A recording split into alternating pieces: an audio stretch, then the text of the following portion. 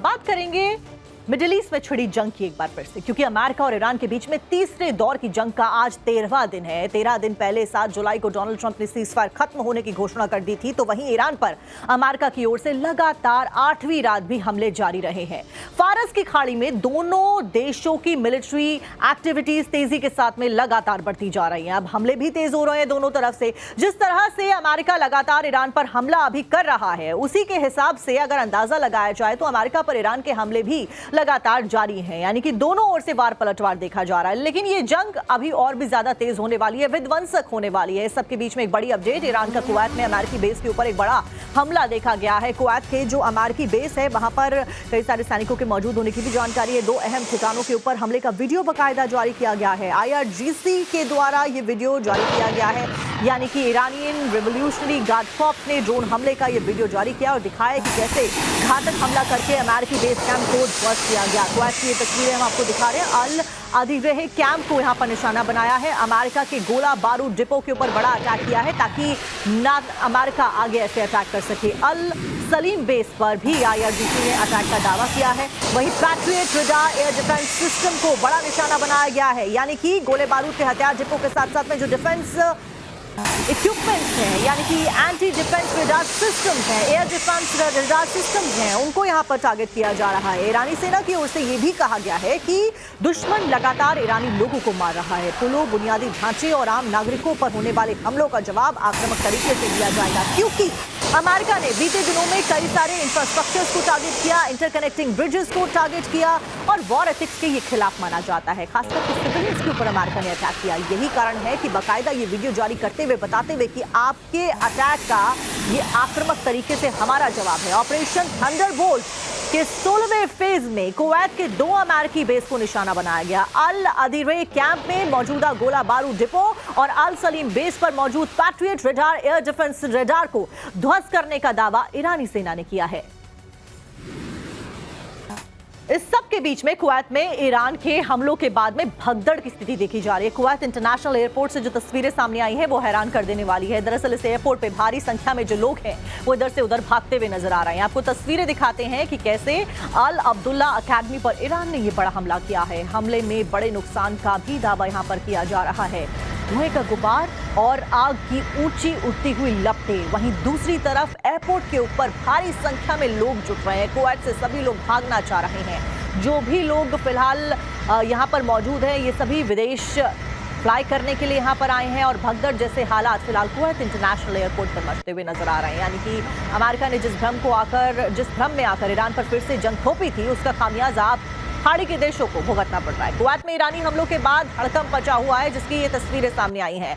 आपको ये 2 तस्वीरें दिखा रहे हैं कैसे कुवैत पर ईरान के हमले की बाद में लोग यहाँ पर इंटरनेशनल एयरपोर्ट पर भीड़ लगाते हुए नजर आए हैं। जब ईरान ने कुवैत की 7 अल अब्दुल्ला अकेडमी के ऊपर अटैक किया, इस हमले में अकेडमी पूरी तरीके से तबाह हो गई। ये पहली तस्वीर में आप देखिए। ऐसे कई सारे हमलों के बाद में अब कुवैत में रह रहे लोग वहां से भागने की कोशिशों में लग गए हैं, जिस वजह से वहां के एयरपोर्ट्स पर भारी भीड़ कैसे जुटी है ये भी आप समझिए। लोग हर हालत में कुवैत को छोड़ देना चाहते हैं, इन तस्वीरों के जरिए यही समझ आता है।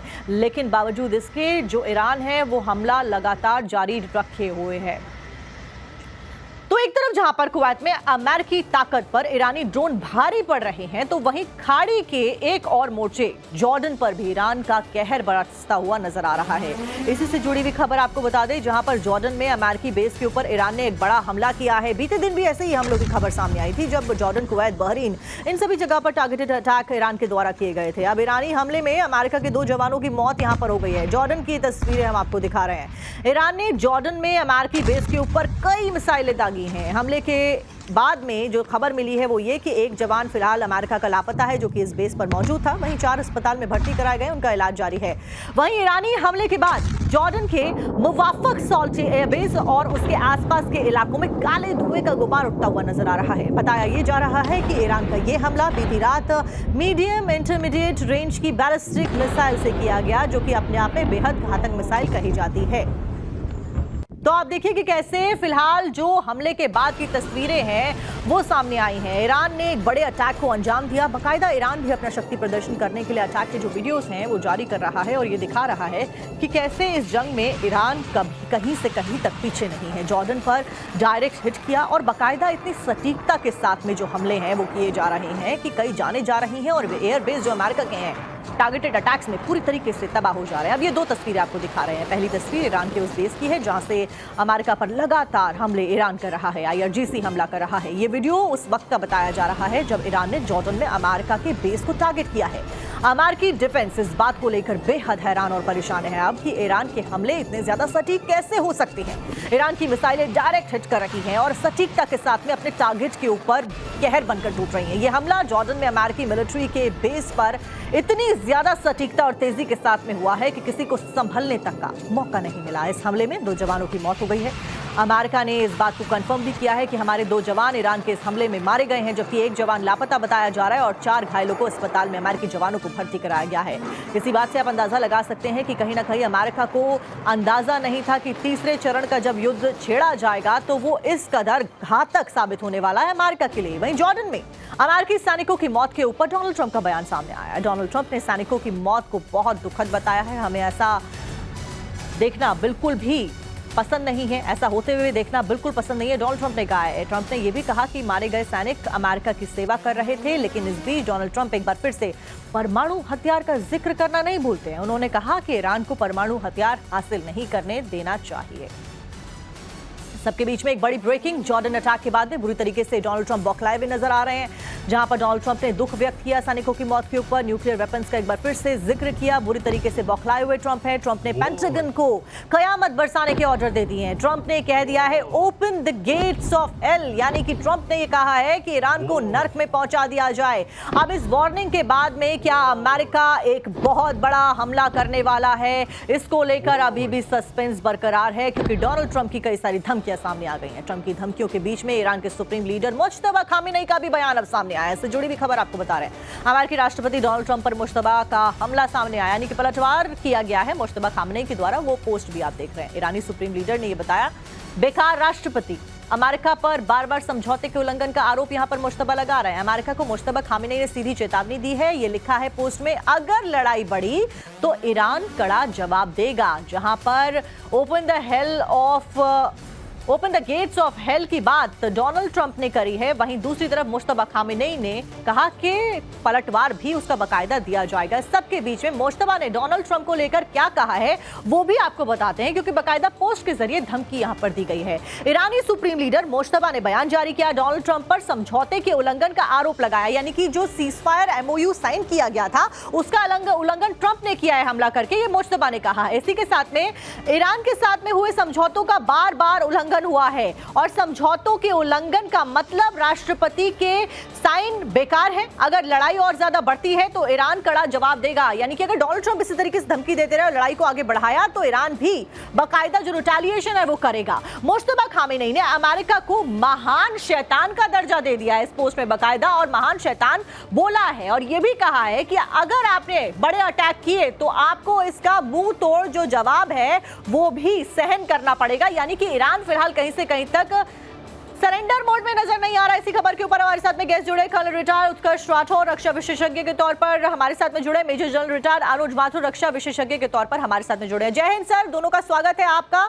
और सबसे पहले मेजर जनरल अनुज माथुर आपके पास ही मैं आऊंगी कि फिलहाल इस पूरे घटनाक्रम को कैसे समझा जाए। आज की अगर बात की जाए तो जॉर्डन में बड़े हमले यहां पर किए हैं और अमेरिका ने अब ये कह दिया है open the gates of hell. Utkarsh sir आपके पास में आऊंगी, अभी मेजर जनरल के साथ में जुड़ने में कुछ दिक्कत है। उत्कर्ष सर, फिलहाल इसको कैसे समझा जाए? अब ये कहा जा सकता है कि वॉर वाकई शुरू हो गई है। दोनों पक्षों ने अब ललकार दिया है और जैसा कि आप कह रही थी कि सारे हमले सटीक हो रहे हैं, अभी भी कोई नहीं पूछ रहा है कि ईरान को कौन ये इंटेलिजेंस दे रहा है। लॉन्ग डिस्टेंस मिसाइल्स को इतनी सटीकता से अगर प्रहार किया जा रहा है तो जाहिर सी बात है कि सैटेलाइट की इमेज और सैटेलाइट से टारगेट कोऑर्डिनेट्स दिए जा रहे हैं। बहरहाल अब युद्ध की भूमिका सेट हो गई है। इसके बाद कई चीजें हो सकती हैं। Open the gates of hell का मतलब है कि लीडरशिप पर अटैक हो सकता है। इसका मतलब है कि जो ईरान के लेकिन सर, क्रिटिकल लीडरशिप के ऊपर इंफ्रास्ट्रक्चर है, अटैक तो इससे पहले भी अमेरिका के द्वारा जारी रहा था। ऐसे में अब ऐसा क्या नया अमेरिका कर सकता है जो इतना बड़ा बयान ट्रंप दे रहे हैं, या इस बयान को भी हवाई बयान समझा जाए? हमलों की जो इंटेंसिटी अब बढ़ेगी, बहुत ज्यादा बढ़ेगी, और इसमें लीडरशिप को हटाने का एक धड़ा ये भी सोचता है कि जो ये प्रेजेंट लीडरशिप है, खामनेई को लोग समझ रहे थे मॉडरेट है, लेकिन जब अपने पिता के अंतिम संस्कार में उन्होंने एक बयान जारी किया था बदले का, तो उसके बाद ये पता चल गया है कि आईआरजीसी इनके ऊपर इन्फ्लुएंस नहीं कर रहा है, ये आईआरजीसी के साथ है। हो सकता है कि लीडरशिप पे एक बहुत बड़ा अटैक किया जाए, लेकिन उसके साथ में न्यूक्लियर ताकत न बनने की बात कही जा रही है। तो क्या ट्रंप इसके बाद फिर से न्यूक्लियर टारगेट्स जो हैं, फैसिलिटीज हैं, उनको रिविजिट करेंगे और या उसके साथ पावर सेंटर करेंगे? बहरहाल ईरान को अमेरिका इकोनॉमिकली बहुत ज्यादा पंगु कर देगा। ईरान क्या कर सकता है? ईरान देखिएगा रेड सी को एक्टिवेट करेगा। रेड सी को जब एक्टिवेट करेगा बाबले मंदब को, तो इस यहाँ मिडिल ईस्ट से एनर्जी की सप्लाई पूरी तरह रुक जाएगी, और वो चीज हमारे लिए बहुत ही भयावह साबित होगी, क्योंकि भारत आज थोड़ा बहुत तेल जो है वो सऊदी अरेबिया से या ओमान से लेकर उधर ही से निकल रहा है। यानी कि रेड सी में फिलहाल अपना अगला कदम जो है आगे बढ़ाता हुआ अमेरिका नजर आ सकता है। मेजर जनरल अनुज माथुर, फिलहाल अमेरिका की तरफ से बड़े अटैक बहरीन, कुवैत, जॉर्डन, इन सभी इलाकों में किए जा रहे हैं। यूएई में एक बार फिर से सायरन बजते हुए देखे जा रहे हैं। ऐसे में क्या ये देश जो बीच में पिस रहे हैं, अब एक होकर अमेरिका के साथ में आकर किसी बड़े हमले को ईरान के ऊपर करेंगे, या उससे पहले जो डोनाल्ड ट्रंप कह रहे हैं उसके ऊपर वो अमल हो जाएंगे कि हम एक बहुत बड़ा हमला करने वाले हैं? जैन साक्षी, देखिए, एक बात बिल्कुल क्लियर है कि अमेरिका का उद्देश्य इस समय ईरान के ऊपर लगातार दबाव बनाना है। देखिए, अमेरिका को सबसे ज्यादा चोट उस समय पहुंचती है और अमेरिका के अंदर बैकलैश उसका सबसे ज्यादा होता है जब बॉडी बैग्स जाने वापस शुरू हो जाते हैं। ये एक फंडामेंटल डिफरेंस है ईरान की फाइटिंग टेक्निक, फाइटिंग फिलॉसफी में, मेंटालिटी में, और अमेरिका की फाइटिंग मेंटालिटी में। और तो उसकी वजह से आप देखेंगे कि अब जो है अमेरिका और ज्यादा भीषण हमले करेगा। जहां तक सवाल बाकी पश्चिम एशियाई देशों का या गल्फ के देशों का है, देखिए, गल्फ के देशों के पास ऑप्शंस बहुत ज्यादा नहीं है। उनके पास ऑप्शन, आप मुझे बताएं कि किस प्रकार से गल्फ के देश अपने आप अपने लेवल के ऊपर जाकर के कोई और कार्रवाई कर सकते हैं या अपनी सुरक्षा को यकीन करवा सकते हैं। ये उनके लिए अकेले संभव नहीं है, क्योंकि वो शायद इतने निर्भर रहे हैं हमेशा से अमेरिका के ऊपर कि उनका अपना जो डिफेंस मैकेनिज्म है या वॉर फाइटिंग कैपेबिलिटी का जो मैकेनिज्म है वो कहीं ना कहीं पूरा उभर करके नहीं आया। अब उनको ये समझ में आ रहा है, लेकिन चारा नहीं है। अब आप देखिए, क्या वो अमेरिका के ऊपर पूरी तरह से निर्भरता छोड़ करके अमेरिका को कह देंगे कि आप यहां से चले जाइए, तो फिर कौन उनके डिफेंसेस की देखभाल करेगा? तो ये उनके पास और कोई वजह नहीं होगी, सीधे जाके ईरान के पहलू में बैठना पड़ेगा। तो मेरा ये मानना है कि जो करंट सिचुएशन है वो जो अलाइनमेंट विल कंटिन्यू, और इसमें अमेरिका लगातार ईरान के ऊपर हमले करता रहेगा, ईरान को कमजोर करने का प्रयास करेगा। सर, और कौन से वो मिसाइल सिस्टम है जो कि अमेरिका एक्सपेक्टेडली अब यूज कर सकता है? हाइमर्स का इस्तेमाल किया, जो कि बहुत घातक है अपने आप में। अब कौन से बड़े हमले करने के लिए अमेरिका नया हथकंडा अपनाने वाला है? क्योंकि तीसरे चरण का युद्ध जब छेड़ा, क्योंकि ईरान अब ये आरोप लगा रहा है कि आपने उल्लंघन किया है, अमेरिका कुछ भी कह ले, लेकिन अब अमेरिका का अगला कदम क्या होने वाला है? कौन से वो बड़े मिसाइल्स हैं जिसको दागने वाला है अमेरिका? देखिए, अमेरिका के पास बहुत सारे हथियार उनके पास हैं। जहां आपने हाइमार्स का वो किया जिक्र, हाइमार्स एक आर्टिलरी सिस्टम है, रॉकेट सिस्टम है, जिसको कि जमीन से छोड़ा जाता है। और ये चूंकि जमीन से छोड़ा जाता है, इसलिए ये बात निश्चित है कि या तो कुवैत से या इराक में जहां उनके बेसिस हैं वहां से इनको प्रयोग में लाया गया है। क्योंकि इसकी रेंज लिमिटेड है, 300 किलोमीटर तक है। इसके अलावा अमेरिका के पास हर किस्म के मिसाइल्स, चाहे वो हाइपरसोनिक हो या क्रूज मिसाइल्स हो और टॉमाहॉक मिसाइल्स हो, उनके पास बहुत बड़ा जखीरा है। ये बात कहना कई बार सुनने को आई है, ये बात कि अमेरिका की मिसाइल्स खत्म हो रही हैं, उनकी ये कम हो रहा है। अमेरिका एक बहुत बड़ी सामरिक शक्ति है, दुनिया की सबसे ज्यादा ताकतवर देश है। उसके पास कई किस्म के हथियार अभी भी मौजूद हैं जो लंबी दूरी से हमला करने की काबिलियत रखते हैं। अब एक चीज और आप देखने को देखेंगे कि जो नीचे समुद्र के अंदर से सबमरीन से हमले करने की कोशिश, टॉमाहॉक मिसाइल्स को वो सबमरीन से फायर करने की काबिलियत रखता है, और वो काबिलियत खाड़ी में अभी इस समय मौजूद है। तो फिलहाल उनका मकसद ये रहेगा कि किसी प्रकार से ईरान की दो चीजों पर लगातार हमले करके उसकी काबिलियत को डिग्रेड करें। पहला, उसकी war fighting and war controlling ability. War controlling में इसलिए कहता हूं, देखिए जो लॉजिस्टिक्स, कमांड एंड कंट्रोल और कम्युनिकेशन के सेंटर्स हैं, उन पे एक सिस्टमेटिक तरीके से लगातार हमले हो रहे हैं। और दूसरा, उनकी जो इंफ्रास्ट्रक्चर है, कनेक्टिंग लिंक्स, जैसे ब्रिजेस के ऊपर अभी हाल फिलहाल में अगर अभी देखा जाए 7 से 8 दिन में तो बड़े हमले अमेरिका ने कर दिए, और इसी बात की निंदा, सिविलियंस के ऊपर अटैक और ब्रिजेस के ऊपर अटैक करने की निंदा मुश्तबा खामेनेई ने भी अपने बयान में की। आपको रोकते हुए सर, यहाँ पर अमेरिका और ईरान के बीच में जिस तरीके से हमले तेज हो रहे हैं, ये बता दें कि अमेरिका से एक बड़ी अपडेट सामने आ रही है। अमेरिकी विदेशी विभाग की जंग को लेकर एक चेतावनी सामने आई है। दुनिया भर में अमेरिकी नागरिकों के लिए चेतावनी जारी की गई। हालात जटिल, अचानक बिगड़ने की आशंका जताई है। अमेरिकी विभाग ने दुनिया भर में मौजूद अमेरिकी नागरिक, खास करके जो पश्चिमी एशिया में रहने वाले अमेरिकी हैं, उनको लेकर चेतावनी में कहा है कि ताजा घटनाक्रमों के लिए खबरों पर बारीकी से नजर बनाए रखें, अपने दूतावास के संपर्क में रहें।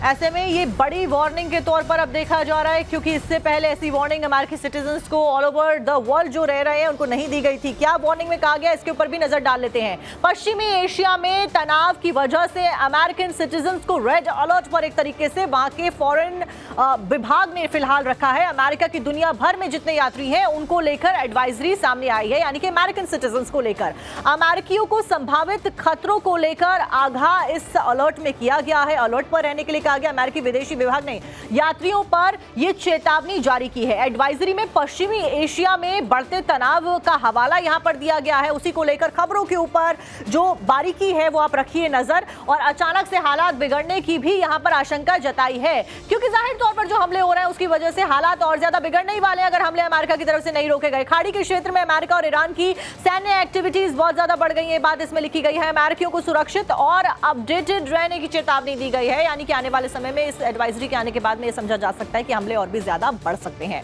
अमेरिकी दूतावास के जारी निर्देशों का पालन करने की नसीहत भी अंत में इस पूरी एडवाइजरी में अमेरिकी फॉरेन विभाग के द्वारा फिलहाल दी गई है। और जो सिटीजन्स हैं पश्चिमी एशिया में खास करके जो रह रहे हैं उनसे कहा है कि आप अलर्ट पर रहिए, क्योंकि जो स्थिति है वो आगे बढ़ सकती है